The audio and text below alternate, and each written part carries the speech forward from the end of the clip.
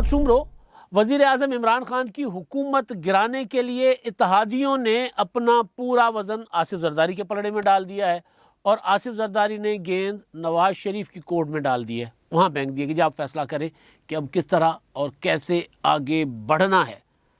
इमरान खान साहब जो इन दिनों रूस में हैं और वहाँ पर लड़ाई छिड़ चुकी हुई है, रूस ने हमला कर दिया यूक्रेन पर, वहाँ जंग छिड़ी हुई है और पाकिस्तान में इमरान खान की हुकूमत गिराने के लिए मोर्चाबंदी हो रही है, सफ़ बंदियाँ हो रही हैं और इमरान खान साहब ज़ाहिर है वहाँ पर उस मामले में तज़ब्ज़ुब का शिकार क्या होता है। वो रूस में बैठकर भी उनका इस वक्त पूरा तवज्जो जो है वो पाकिस्तान में जो कुछ हो रहा है उस पर है। वहाँ पर बैठकर वो रिपोर्टें भी मंगवा रहे हैं कि जी क्या कुछ हो रहा है, मुस्लिम लीग कायद-ए-आज़म क्या कर रही है, मुत्तहिदा कौम मूवमेंट वाले क्या कर रहे हैं, अपोजिशन वाले आपस में क्या कर रहे हैं। पिछला एक हफ़्ता पाकिस्तान के लिए, बल्कि चंद रोज़ पिछले जो हैं वो पाकिस्तान और पाकिस्तान की सियासत के लिए इंतहाई तहलका खेज़ है। रोज़ाना कोई ना कोई नई डेवलपमेंट हो रही है।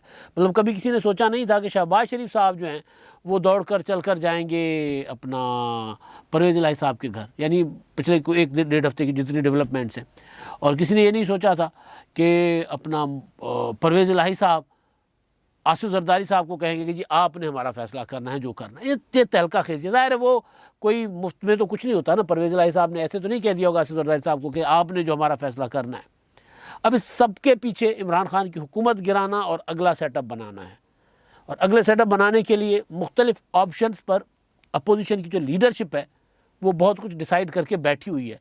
लेकिन सबसे सूटेबल और सबसे फूल प्रूफ जो तरीका होता है कि जिससे सांप भी मर जाए और लाठी भी ना टूटे, तो वो अख्तियार करने के लिए मुख्तलिफ ऑप्शंस पर गौर किया जा रहा है। मैं कई बार गुजारिश कर चुका हुआ हूँ कि सबसे बेहतर ऑप्शन जो है अपोजिशन समझ रही है वो है इत्तेहादियों का इमरान खान की हुकूमत से अलग होना और उसके बाद इत्तेहादियों के साथ जो भी मामला तय होते हैं उस पर अमल दरामद करके और इंतखाबात करवाने तो इंतखाबात, और अगर पार्लियामेंट को मुद्दत, कौमी असम्बली को मुद्दत पूरी करवानी है और दीगर असम्बलियों को, तो फिर उस तरफ चला जाएगा।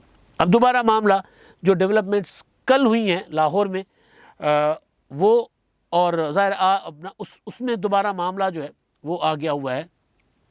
फिर दो ऑप्शंस पर बातचीत का आगाज़ हो गया और दो ऑप्शंस क्या है, असम्बली की मुद्दत पूरी करवानी है या फिर इंतखाबात, इमरान खान की हुकूमत गिरा कर इंतखाबात करवाने।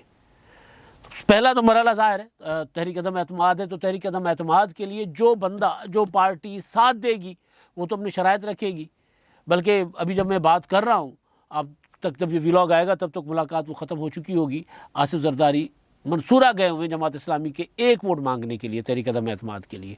तो जमात इस्लामी साथ देती है नहीं देती, जमात इस्लामी का माजी का रिकॉर्ड तो ये है कि जमात इस्लामी न्यूट्रल रही है। बल्कि मैं 2-4 रोज़ पहले भी गुजारिश कर चुका हुआ था कि 101 धरने देने जमात इस्लामी ने इमरान खान की हुकूमत गिराने के लिए, 101 धरने, 101 शहरों में धरने।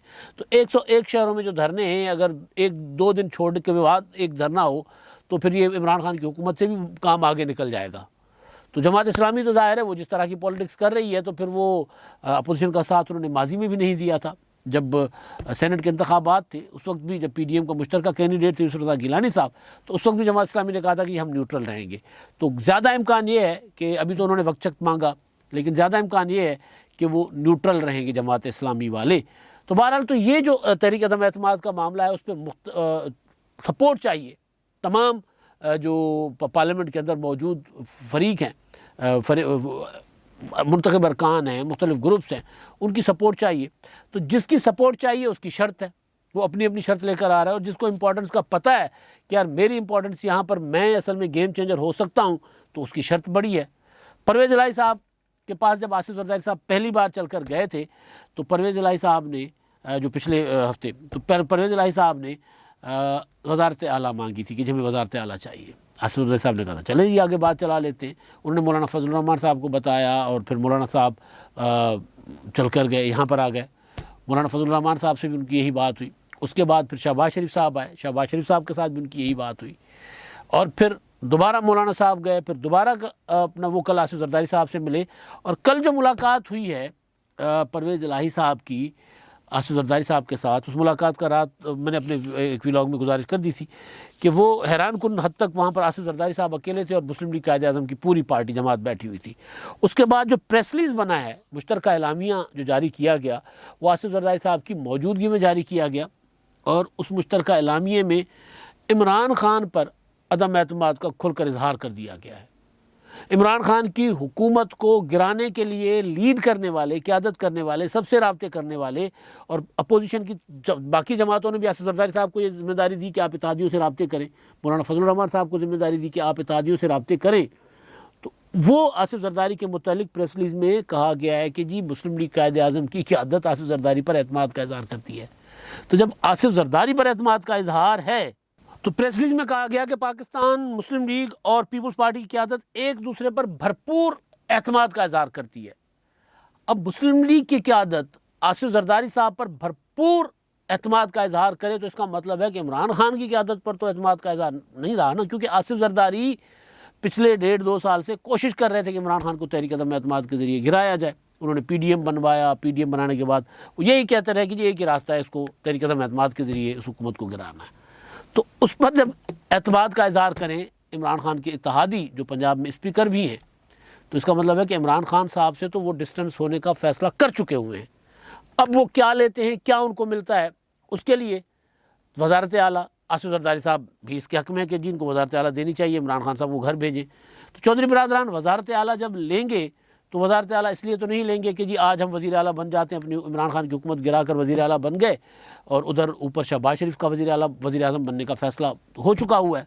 और शहबाज शरीफ साहब के लिए बिलावल भुट्टो जरदारी साहब ने अपनी प्रेस कॉन्फ्रेंस में कह दिया था कि जो मुस्लिम लीग नून का राइट है वो वज़ीर आज़म बनाएंगे, हम क्यों बनाएं, वो बनाएंगे। तो शहबाज शरीफ साहब वज़ीर आज़म बनेंगे, इधर बनेंगे वज़ीर आला, जो फार्मूला जिस पर बात चल रही है, जो आखिरी मरहले में दाखिल हो चुकी है, बात जो नवाज शरीफ साहब तक चली गई है। और चौधरी बिरादरान ने जरदारी साहब को कह दिया कि जी ये हमारे मामलात हैं, अब आप इस पर जो भी बात तय करते हैं हमें बता दें, हम आपके साथ हैं, हम अकेले नहीं हैं, हमारे साथ 11 और हैं, अपना यानी हम 5 नहीं हैं, 11 PTI के अरकान और हैं, और ये 11-22 भी हो सकते हैं मरकज़ में, और पंजाब में हम 10 नहीं हैं, हम 30 भी हो सकते हैं। तो यानी PTI के और अरकान भी दावा कर रहे हैं कि हमारे साथ हैं, लिहाजा आपको किसी और दरवाजे पर जाने की ज़रूरत नहीं पड़ेगी। इसलिए मुत्तहिदा कौमी मूवमेंट के मुतालिक भी चौधरी बिरादरान ने कहा कि जी वो भी हम संभाल लेंगे, वो भी हमारे साथ हैं। तो मुत्तहिदा कौमी मूवमेंट, ये जो मुलाकातें कल जितनी डेवलपमेंट्स हुई हैं, ये जो प्रेस रिलीज में आपको पढ़कर बता रहा हूँ, इसमें जो एलामिया था मुश्तरका, उस एलामिया की ये सबसे इंपॉर्टेंट लाइन है जो एतमाद के इजहार वाली। बाकी तो हैं, बाकी सियासी सूरत हाल पर तबादला ख्याल, सियासी मंजरनामे में आसिफ जरदारी और चौधरी परवेज़ इलाही मुशावरत से लाहे अमल तय करेंगे। अब यहाँ पर आसिफ जरदारी का वज़न जो है मुस्लिम लीग कायद आज़म ने बढ़ा दिया है कि जी आपने जो भी करना है। अब अगर इसको इस तरह देखा जाए तो फिर ये होगा कि पीपल्स पार्टी के पास मुत्तहिदा कौमी मूवमेंट भी समझेगी उनके पास है, क्योंकि मुत्तहिदा कौमी मूवमेंट वाले मुस्लिम लीग कायद आज़म को कह रहे हैं कि जी आप जो फैसला करेंगे हम भी आपके साथ हैं, या हम मिलकर फैसला करेंगे। ये कल की डेवलपमेंट के बाद अमीनुल हक जो वफाकी वज़ीर है, उन्होंने मोनी सलाई को फ़ोन किया। अब उनकी मुलाकात भी तय है कि हाँ जी दसो केड़े राह जाना है। उन्होंने कहना जी असी तो जरदारी साहब के पीछे लग पे हैं, ऐसा सानू वज़ारत आला दिवा रहे हैं, हम उनके पीछे लगे, आप भी आ जाए हमारे पीछे पीछे, तो वो पीछे। तो फिर इसका मतलब है कि चौधरी बिरादरान जो गेम या जो एक उन्होंने किया है वो ये है, या आसिफ जरदारी साहब ने जो सारा मामला जिस तरह की वो क्या कहते हैं इसको, चाल कह दें या जिस तरह का दाव खेल रहे हैं, वो ये है कि एक घर को लेकर चलो चौधरी बिरादरान को, बाकी सारे पीछे आ जाएंगे, फिर इधर उधर भटकने की ज़रूरत नहीं। लेकिन उसके लिए मुस्लिम लीग नून को बहुत बड़ा भारी पत्थर उठाना पड़ेगा। पंजाब मुस्लिम लीग नून किस तरह कंप्रोमाइज़ करेगी कि पंजाब की वज़ारत आला जो है वो दी जाए मुस्लिम लीग कायद आज़म को, या फिर पीपल्स पार्टी और क्यू लीग के तहत को, अरकान हमारे, मेजॉरिटी हमारी, और वो टोटल 16-17 यानी मुस्लिम लीग के 10 हैं, पीपल्स पार्टी के 6 हैं, तो वो टोटल 16, तो वो वज़ीर आला बन जाएं। तो मतलब ये तो तब भी नहीं हुआ था 2008 में, उस वक्त भी मुस्लिम लीग नून ने वज़ारत आला ली थी, मरकज़ में वोट देकर वज़ारत आला ले ली थी पंजाब की। तो मुस्लिम लीग नून तो किसी सूरत वज़ारत आला नहीं लेगी। तो आसिफ जरदारी साहब कहीं वो 2008 वाली गलती तो नहीं सुधारने जा रहे कि आसिफ जरदारी साहब ने 2008 में कहा था कि जी 2008 में आज़ाद अरकान जो जीते थे वो पीपल्स पार्टी की तरफ जाने को तैयार थे, राब्ते कर रहे थे, कासुफ जहा साहब उस वक्त मुतहरिक भी थे, लेकिन आसिफ जरदारी साहब ने कहा था कि नहीं जी मुस्लिम लीग नून की हमसे ज़्यादा वोट उनके पास है, या उनका राइट है, वो मरकज़ में हमें सपोर्ट करेंगे, पंजाब हम उनको दे देते हैं। तो उसके बाद पीपल्स पार्टी में पंजाब में संभली नहीं है। 2008 में पीपल्स पार्टी और मुस्लिम लीग नून इस तरह बराबर थे जिस तरह आज की असेंबली में PTI और मुस्लिम लीग नून बराबर हैं। तो कहीं आसिफ जरदारी साहब वो वाली गलती तो नहीं सुधारने जा रहे अब। लेकिन ये फार्मूला तब चलेगा जब ये डिसाइडेड होगा कि जी असेंबलियों ने मुद्दत पूरी करनी है, असेंबली ने मुद्दत पूरी करनी है, फिर तो परवेज़ इलाही साहब वज़ीर आला बनेंगे और ऊपर शहबाज शरीफ साहब वज़ीर आज़म बनेंगे। लेकिन अगर इंतखाबात अपना असेंबलियाँ इन हाउस तब्दीली करके असेंबलियाँ तोड़ देनी है तो फिर उस सूरत में ये फार्मूला कारगर नहीं है। अब ये क्यों हो रहा है ऐसा? अब आसिफ जरदारी साहब ज़ाहिर वो सियासतदान हैं, अपनी पार्टी पॉलिटिक्स करेंगे, मुस्लिम लीग नून सियासतदान है, वो अपनी पार्टी पॉलिटिक्स करते हैं। मार्च में यही आपने देखा था, पिछला मार्च जो था उसमें दोनों जमातें आपस में आमने सामने आ गई थी क्योंकि दोनों जमातों का मफादात का टकराव हो रहा था उस वक्त, इसी वजह से वो अलग हो गए थे। तो यहाँ पर भी यही चल रहा है। अब मसला ये है कि मुस्लिम लीग नून के पास है 84 अरकान कौमी असम्बली में, पीपल्स पार्टी के पास है 56। तो ये इन दोनों में से कोई भी एक साइड पे हो जाए तो तहरीक अदम एतमाद नहीं होती, फिर पीटीआई को पूरा का पूरा तोड़ना पड़ेगा, वो 70% पीटीआई के अरकान तोड़ने पड़ेंगे तब जाके तहरीक अदम एतमाद होगी। अब इमरान खान साहब को घर भेजना इस वक्त सबसे ज़्यादा मजबूरी नवाज शरीफ साहब की है। उसके पीछे रीज़न ये है कि पीपल्स पार्टी, ये अब नवाज शरीफ साहब की कमज़ोरी के साथ खेला जा रहा है ना, सियासत हो रही है, सियासत इसी तरह होती है ना।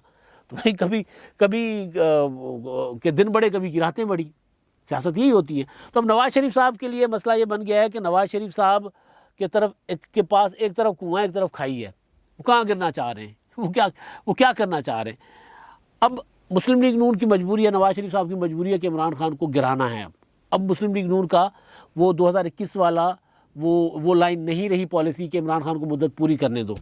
मैं कई बार गुजारिश कर चुका हूँ कि नवाज शरीफ साहब को एक खौफ है, ख़तरा है कि इमरान खान अगर अपने आर्मी चीफ लगा गए तो उसके बाद और अगर मुद्दत पूरी कर गए तो फिर इमरान खान साहब अगली मुद्दत भी ले लेंगे किसी तरह जुगाड़ लगा कर। इमरान खान साहब को समझा जाता था कि वो शायद सियासतदान नहीं है, खिलाड़ी हैं, लेकिन बड़े कारीगर हैं, वो बहुत अच्छे तरीके से खेलते हैं सियासत। कारकर्दगी नहीं है उनकी हुकूमत की, लेकिन बाकी पॉलिटिकल कार्ड्स वो बहुत अच्छे खेलते हैं। कभी तकरीर करके एक इशारा दे देते हैं कि जी खालिद बिन वलीद को भी हटाया जा सकता था, हैं। तो इस तरह इमरान खान साहब अपने कार्ड खेलते रहे। तो इस वक्त नवाज शरीफ साहब की मजबूरी है इमरान खान को हटाना।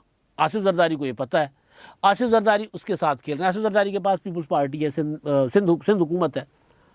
वो ये कह रहे हैं कि जी मैं इमरान खान को गिराता हूँ तो मेरी अपनी हुकूमत भी तो जाएगी ना। अगर आप लोग कहते हो कि जी अभी इंतखाबात करवाएं, अभी अगर आप चाहते हो कि अभी इमरान खान की हुकूमत गिराएं और 1.5 साल पहले ही सारी असेंबलियाँ तोड़ दें, तो मैंने भी असेंबली तोड़नी है ना।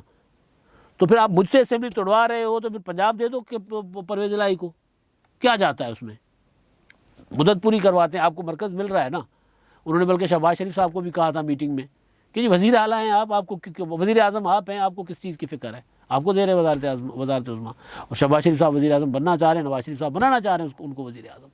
तो मामला अब आकर इस बात पे रुका है। नवाज शरीफ साहब जो है वो ज़ाहिर है पिछले साल भी नहीं दिया था, पिछले साल भी यही था जब मार्च में कि आप अपना क्यों लीग राज़ी है, तहरीक अदम एतमाद ले आते हैं और नीचे परवेज़ इलाही को वज़ीर आला बना लें और ऊपर आप बना लें, आप अपनी हुकूमत बना लें। आसिफ जरदारी साहब कह रहे हैं जी मुझे क्या मिल रहा है, वज़ीर आज़म बन रहे हैं शहबाज शरीफ, वज़ीर आला बन रहे हैं चौधरी परवेज़ इलाही, मुझे क्या मिल रहा है। मैं तो इमरान खान को घर भेजने के लिए, आपने कहा घर भेजो तो मैंने इमरान खान को घर भेजने के लिए सारा हिसाब किताब सारा जोड़ तोड़ कर रहा हूँ। लेकिन ऐसा नहीं है, मुझे क्या मिल रहा है वाला मामला नहीं है। यहाँ पर ये है कि आसिफ जरदारी साहब मुस्लिम लीग नून को अगर ये कामयाब हो जाती है चीज़ तो इससे मुस्लिम लीग नून पंजाब में कमज़ोर हो जाएगी। चौधरी परवेज़ इलाही कारीगर आदमी है, मुमकिन है मुस्लिम लीग नून को बहुत, उस्मान बुज़दार तो नहीं है ना, वो परवेज़ इलाही हैं। उन्होंने वो 2002 से 2008 तक की वज़ारत आला के दौरान रोज़ाना एक MPA के साथ नाश्ता करते थे परवेज़ इलाही, मुझे अच्छी तरह याद है। एक MPA के साथ नाश्ता करते थे, MP होता था मुस्लिम लीग नून का और पीपल्स पार्टी के MPAs भी होते थे, उनको बुलाते थे। मुस्लिम लीग नून के इतने ज़्यादा नहीं थे, नंबर 2 वहाँ पर तब पीपल्स पार्टी थी, 2000 में पोजीशन लीडर पीपल्स पार्टी के पास थी। लेकिन जितनी मुस्लिम लीग नून थी सारी रोज़ाना एक नाश्ते के सब पे मुलाकात होती थी और MPA साहब की प्रेस रिलीज जारी होती थी कि जी परवेज़ इलाही साहब से मुलाकात करके उन्होंने उनके एतमाद का इज़हार किया और शमूलियत कर ली है। तो पूरी की पूरी मुका दी थी मुस्लिम लीग नून उन्होंने। तो आसिफ जरदारी साहब शायद ये कर रहे हो कि जी मुस्लिम लीग नून जो है उसको कमज़ोर करने का ये तरीका है, क्योंकि पंजाब पूरा का पूरा, जब तक पंजाब में मुस्लिम लीग नून कमज़ोर नहीं होती, वोट स्प्लिट नहीं होता, तब तक फिर पीपल्स पार्टी का अगला कोई चांस नहीं बनता हुकूमत में आने का। सियासत है ना भाई। तो ये सारी चीज़ चल रही है। लेकिन सारे मामले में एक चीज़ पर इत्तफाक है कि जी इमरान खान को घर भेजना है। अब इस पर आगे तब बात बढ़ेगी जब नवाज शरीफ साहब ओके करेंगे। ज़्यादा कहा जा रहा है कि मुस्लिम लीग नून के अंदर बहुत से लोग अब इस बात पे ओके कि यार ठीक है परवेज़ इलाही साहब को दे दो, इधर से जान छुड़वाओ, इन्होंने मुकदमात इमरान खान साहब ने जितना हमें कर लिया हुआ है, थोड़ा सा हम रिलैक्स हो जाएं, इलेक्शन की तैयारी करें, हम कुछ कर ही नहीं पा रहे, आइंदा इंतखाबात की तैयारी करें। तो इसलिए नवाज शरीफ साहब पर पार्टी के अंदर से भी ज़्यादा नहीं, बहुत ज़्यादा लोग नहीं, लेकिन कुछ लोग हैं जो पार्टी के अंदर से नवाज शरीफ साहब को कह रहे हैं कि चलें यार ये कड़वा घूंट पी लेते हैं। मतलब वज़ीर आज़म तो अपना होगा ना, मरकज़ी हुकूमत अपनी होगी, शहबाज शरीफ साहब होंगे, बहुत सी चीज़ें वो मैनेज कर लेंगे। और जब परवेज़ इलाही साहब के पास हमारा वोट होगा, हमारे वोट से वज़ीर आला बनेंगे ना, तो फिर वो वाले 2002 वाले परवेज़ इलाही नहीं होंगे कि वो हमें उतना नुकसान पहुँचा सके। थोड़ा सा नुकसान हमें होगा, लेकिन ये नुकसान इमरान खान के होने से कम है।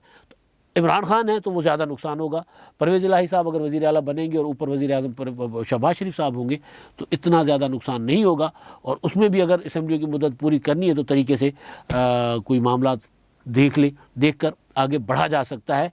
अपने वज़ीर आज़म के साथ 2023 तक जाया जा सकता है, इमरान खान के साथ 2023 तक जाना बहुत मुश्किल है। तो मामला दोबारा वहीं आ गया है जहाँ से शुरू हुआ था।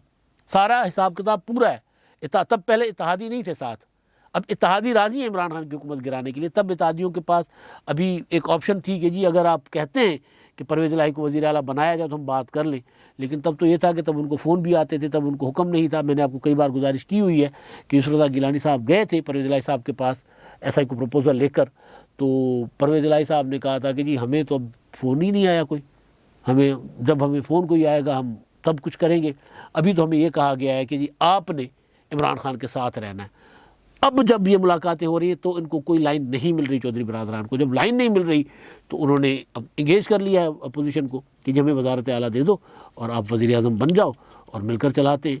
तो ऐसे में मुस्लिम लीग नून के अंदर भी एक चीज़ चल रही है कि यार ये फार्मूला इमरान खान को हटाने के लिए फिर एक कड़वा घूंट पिया जा सकता है, तो इस फार्मूले पे चला जाए। अब ये नवाज शरीफ साहब लंदन में बैठकर इस मामले पर मुशावरत कर रहे हैं और मेरी इतलात ये है कि शहबाज शरीफ साहब को कोई ज़्यादा एतराज़ नहीं है इस मामले पर कि चलें यार इमरान खान को हटाते हैं, परवेज़ इलाही साहब को बिठा देते हैं और बिठाकर फिर अपना शहबाज शरीफ साहब ऊपर होंगे तो मैनेज कर लेंगे चीज़ों को।